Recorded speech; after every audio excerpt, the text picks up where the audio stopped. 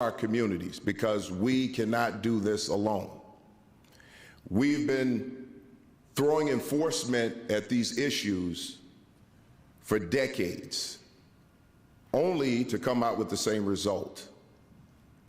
So to see everyone sitting here right now, the mayor's plan on the full force of government is extremely important, because it means that everybody has a hand in what we're doing to make the city of Chicago better and safer. This is why it's important that our officers hear our community members, because we have to be one. That's why I expect every single one of our officers to be a community police officer, not just a community policing office, but every officer engaging with members of our community so that we know and understand each other and we can have conversations. Some of them may be tough, but those conversations will be absolutely necessary to build this relationship. But most of all, here in Inglewood and across this beautiful city of Chicago, it's going to take the effort of everyone to get to the public safety that we expect to get to. I see faces here right now of people that I've worked with in this community. I see. And we did some great things while I was here in the brief period that I was here, but we did it together. We did it with mutual respect. I understood the community and the community members, and I understood the work that they had to put in. I understood their challenges. So my officers began to understand those challenges. And when we can walk in someone's shoes, even for a moment, we have a better understanding of who it is we're dealing with. And I'd like to thank you for that. Because we want to deal with violent crime, we've initiated a new strategy.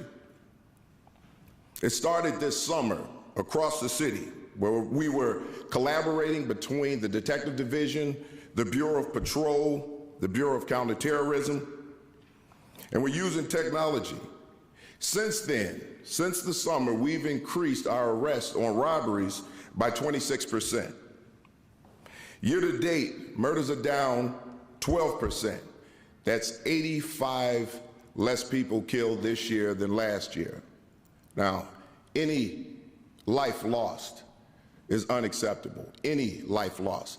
But think about it, we have 85 less people killed than the year prior. Our shootings are down 13%, and our shooting victims are down 17%. That's for a total of 564 less people shot this year. Still, we have work to do. That's 564 less people who are traumatized, 564 families who don't have to deal with that trauma. However, there's still families out there dealing with the trauma. There's still victims dealing with the trauma. As a result of that, we know we still have more work to do, but the officers who are out there working right now, and I can tell you that they are working very hard, and they're working hard on your behalf. They're putting their lives on the line every single day just to make sure that you can have a safe day. I'm proud of the work that they're doing. And I can tell you right now, these officers want to help. Obviously, there will be levels of accountability in anything that we do, and we're going to police constitutionally. There are things that we have to change. There are things that we have to improve upon, and we are working diligently to make that happen. But while that's happening, our officers continue to work. They continue to go out there to make Chicago safer. So after 3 decades of doing this, I can tell you right now at this moment, I can't be more prouder than I am right now of those officers who are out there working their fingers to the bone to keep everyone safe. I say all this to say one thing. CPD cannot do this alone. We have to work with partners. We cannot arrest our way out of these situations, because even when we stop the violent individual, What do we do after that individual is arrested? What are we providing? What resources are out there for reform of this individual? That's the only way that we're going to get to the bottom of this. We can't stop at an arrest. Enforcement without engagement is a losing game. CPD is partnering with our communities and every city agency to make the city safer. CPD needs and will work alongside our city partners, our business leaders, educators, youth, medical professionals, mental health experts, clergy, outreach workers, and community organizations. Everyone sitting on this stage here today in collaboration is an example of what is needed for public safety, true public safety. For too long, our communities have carried the burden of violence and trauma that ripples through their lives. We talk a lot about statistics and percentages, but what we need to talk about are the victims. They're human beings who should not get lost in the numbers and percentages. Their stories should be told. That is why we will be adding crime victim advocates who will walk alongside victims on their healing journey. We're also enhancing our family liaison program, which focuses on supporting the loved ones of murder victims. This is our city. These are our families. These are our children. We have a responsibility to create a safe living condition for all residents. I believe by working together, we can and will make Chicago safer for all. This city and our neighborhoods and our community members deserve no less. Everyone sitting in this room here today, we're all here for the same purpose. We want a safer city where everybody can thrive. And seeing everyone on this stage, working together, holding ourselves accountable, tells me that this is the start of something great. So I'd like to say thank you to everyone for being here. And now I'd like to introduce Dr. Iggy, the next speaker. Thank you.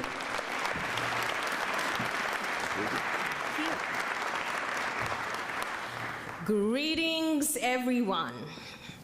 And thank you, Superintendent, for the introduction. So my name is Simba Ige, and today I go by public health. So just stop and say public health. And I'm going to start with a question. Can you be healthy if you're afraid? The answer to that is no. I want to express my gratitude to Mayor Johnson, the Deputy Mayor Gatewood, and the entire Mayor's Office of Community Safety for the opportunity to be part of this great announcement. But what I am most excited about is to be in a room full of people who share the same vision for a safe and healthy Chicago. Behind me are the leaders of this city. In front of me are the people of the city. I am a doctor by training, and I know firsthand the trauma of violence. But look around. The people who are impacted by violence are people who look like me. So this is personal to me. I have the privilege of being a mother to a 21-year-old African-American man and an 18-year-old African-American teenager. I worry. I am concerned. I know what it is like for mothers out there who worry and are concerned. But I am also now in a position of leadership in our great city. There is no better time to be standing here in front of you, because now we have the whole force of government and the partnership of many of you to solve a problem that has plagued our city for many, many years. So I am excited to be the leader of the Chicago Public Health Department. Our job is to keep our city safe, to keep our city healthy. But we cannot be healthy if we're afraid. And so we have been working hard to help identify the root causes of violence. Why do we have violence in certain communities and not others? Why are there certain groups of people impacted by violence more than others? And what we found is that anywhere where there is a lack of opportunity and resources, violence emerges. So to solve violence, we have to address those root causes: lack of opportunity and lack of resources. And that is why we are excited about this plan. I said, call me public health. The word public is people. So I am excited that this is a people's plan for community safety. This is about people. This is about people who look like me, working together to make our city safe. So at CDPH, we are focused on closing the gap in life expectancy between Black Chicagoans and white Chicagoans. If you are born Black in the city, you live about 10 years younger than if you're not Black. It makes no sense. There is no biological reason for that. The main reason why that is so is unequal access to resources and opportunities to be healthy. And that is our mission. Gun violence is one of the top causes of premature mortality in our Black and brown communities. Gun violence is a public health issue. Gun violence requires a public health response, and that's why I'm here. And this means CDPH taking responsibility to be part of the solution. It means taking a comprehensive approach to addressing the root causes of gun violence, including the inequities in health services. When you have stress, when you have mental health issues, you need services to help you cope. We need more opportunities for good quality education, for housing, for economic opportunity. These are the things that precipitate violence in our most disinvested communities. And it means creating sustainable violence prevention and intervention programs that centers community input and collaboration. We cannot sit in our offices and design plans and solutions to problems without people. Public health is about people. So this is about collaboration and working together, every one of us bringing our best to the table to solve this problem. Through this plan, we are investing in community health workers. What does that mean? People from the community, guiding the response. They know the community, they work with the community to interrupt violence.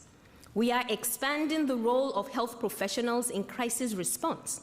When someone is in crisis, they need professionals who understand how to respond to those crises as part of the response. We also are supporting victim services and street outreach programs. We're increasing access to behavioral health services, including services for people living with substance use disorders. This work of violence prevention requires everyone working together. If there's one word you've heard today, is partnership. Partnership, partnership, partnership. I am looking forward to working with you all, to learning from, and ensuring that our plan and our interventions and our programs and services are driven by the community's input so that our action is guided and tailored to what the community needs. I want to thank the amazing people at CDPH. We have a fantastic behavioral health team and violence prevention team at CDPH. They have been working very hard with the Community Safety Coordination Center to ensure that we are represented in this work. I appreciate your commitment, everyone who's sitting down and listening to all these many speeches, because you are committed to making our city safer. And we remain committed to making Chicago safe and healthier for all of us. And I want to welcome now Andrea Saenz, the President and CEO of the Chicago Community Trust, to the podium.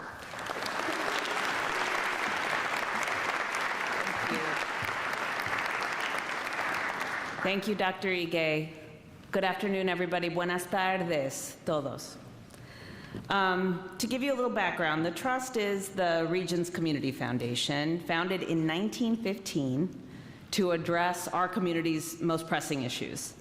And in 2019, we embarked on a moonshot mission to close Chicago's racial and ethnic wealth gap, largely informed by public health research that ties this growing wealth disparity, basically the resources that someone has to take care of themselves, their family, and their community, and the huge difference that exists in those resources across racial and ethnic lines in Chicago.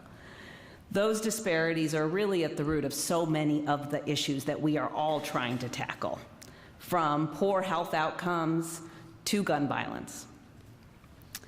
And we're committed to a thriving, vibrant Chicago for all Chicagoans. And as a philanthropic institution, we get to partner with community-led efforts, invest in innovative ideas that come from community solutions to these issues, and then partner with government and other institutions to bring those ideas to scale when they work. So what works can get adopted. We fund the research, we try to learn, we try to educate. That's what many of us who are in the philanthropic field get to do every day.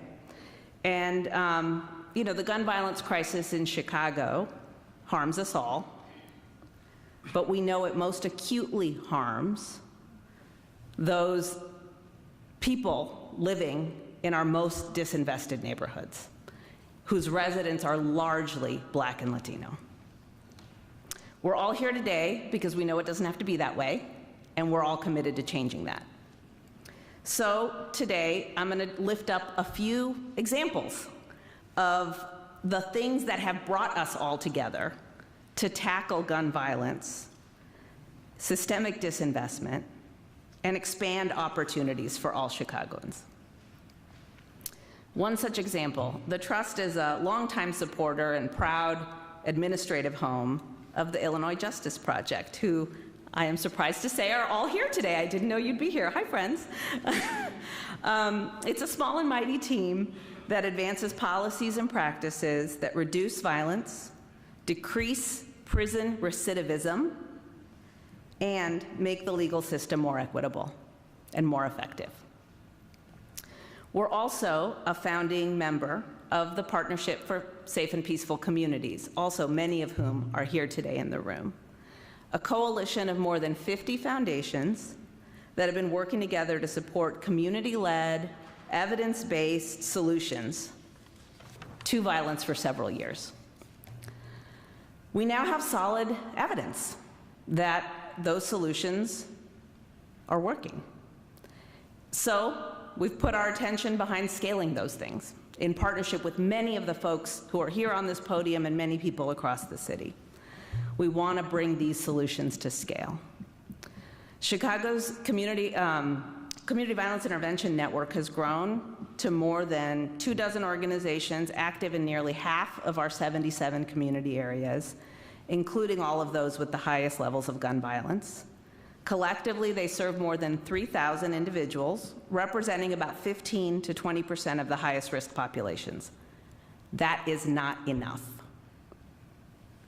So scaling community violence intervention efforts are underway with neighborhood-specific approaches that are data-driven and community-led.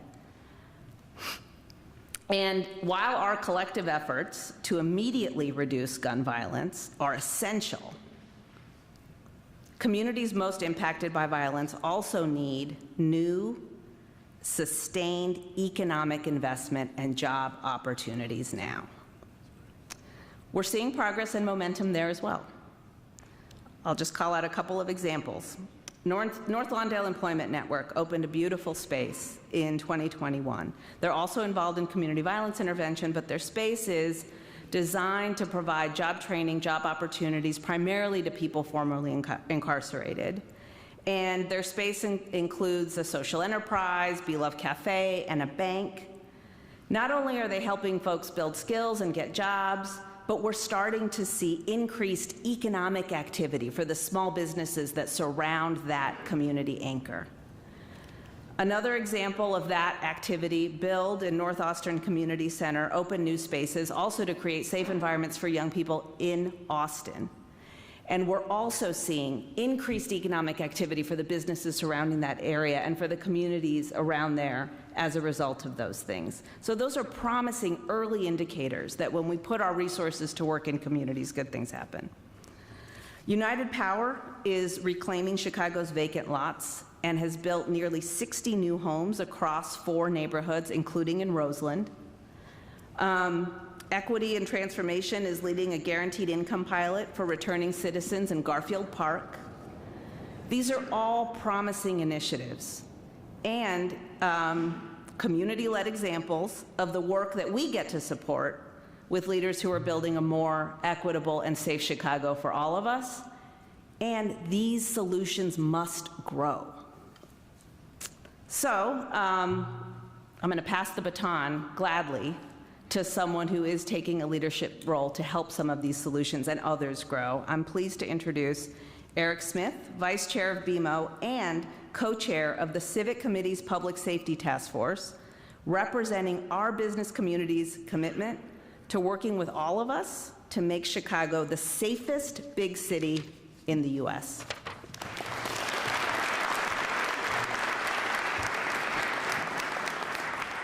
Good afternoon. I'd first like to thank Mayor Johnson for his vision and his leadership in bringing together our communities to focus on public-private partnership.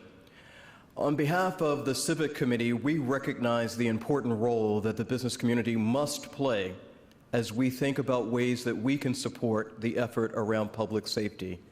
This is the first and the most important initiative that we have at hand. We recognize that in order to create a thriving community, we must focus on creating a safe community. In the coming months, the business community will be working to raise important funding, approximately $100 million, to support some of the efforts that have been described today.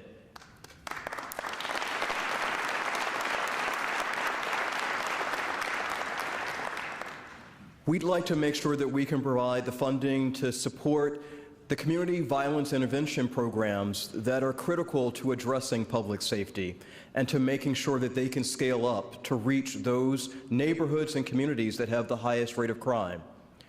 And once someone goes through that program, we want to make sure that they have a job, and that will be critical to providing an alternative pathway to crime. We'd also like to make sure that we can focus on economic development through our partnership and working with foundations and with other community leaders and the community at large to ensure that we're investing in communities to ensure that no matter what zip code a child may be born into, that they have every opportunity to succeed. We also want to work collaboratively with our superintendent, Larry Snelling, to make sure that we can provide the funding that will be needed for hiring and training and development, for technology, for workforce optimization, and the resources that we believe will be critical to addressing this. And then lastly, as a business community, we want to make sure that not only do we have goals and objectives, but that we have metrics. And our goal is to ensure that Chicago is the safest city in the country, and that we become a national model for what that looks like. Through public and private partnership, we believe that it is possible to achieve that goal, and we look forward to playing our role as part of the business community in that endeavor. With that, it's my honor to represent one of our community partners, Akeem Shoyan, who is the co-executive director of Circles and Ciphers.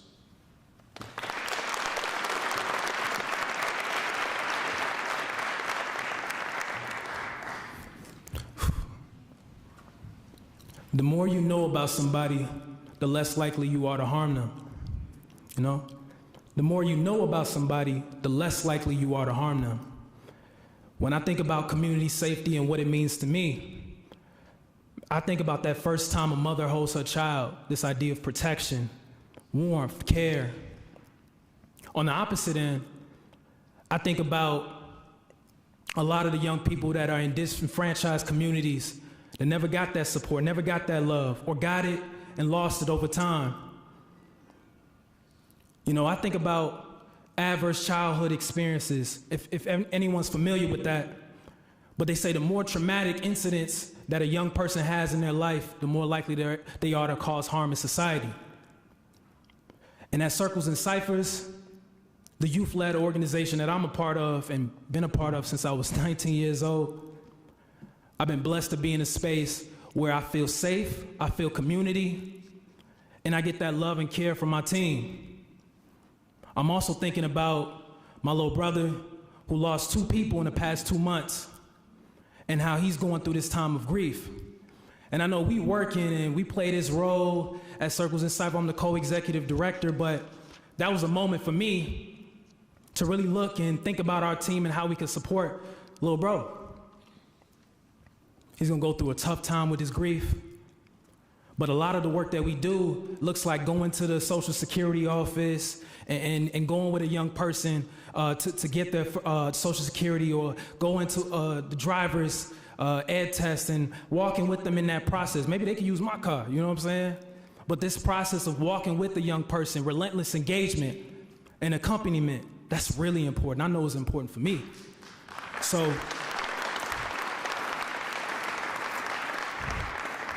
when I think about this idea of community safety, I know it starts in here. I know it starts internally.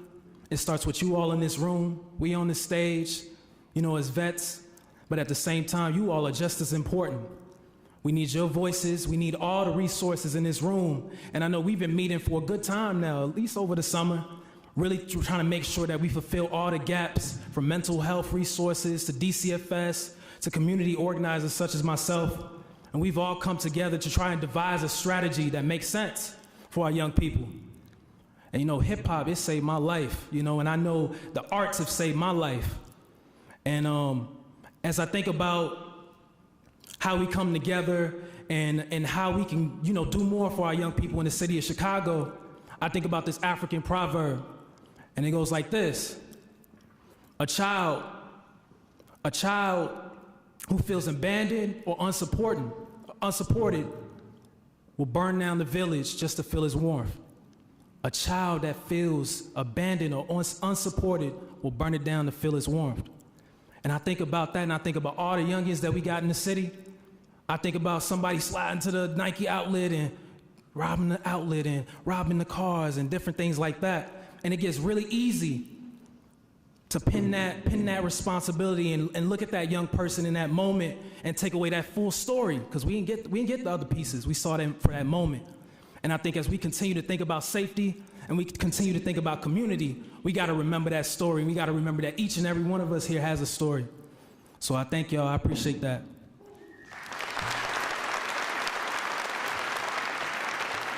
One more thing.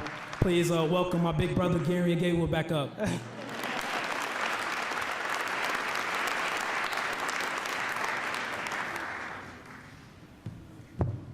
Brought this back up. I'm not actually about to do a whole nother speech. Listen, thank you all. Honestly, I want to thank our teams. I want to thank you all who've been a part of this journey. The real work starts now. We appreciate you all for rocking with us. Thank you for coming out today. Thank you, Alderman Coleman, for welcoming us with open arms to Inglewood. Thank you, Alderman Irvin, Alderman Yancey, and Alderman Rodriguez for the work that we'll be doing and building together. And thank you, everybody, for spending time with us. With that, go get some of that food. Thank you for the time you all had with us. For the folks in the press who are here, the mayor will take a few questions off stage for you to be able to open up and have some discussion. So thank you all.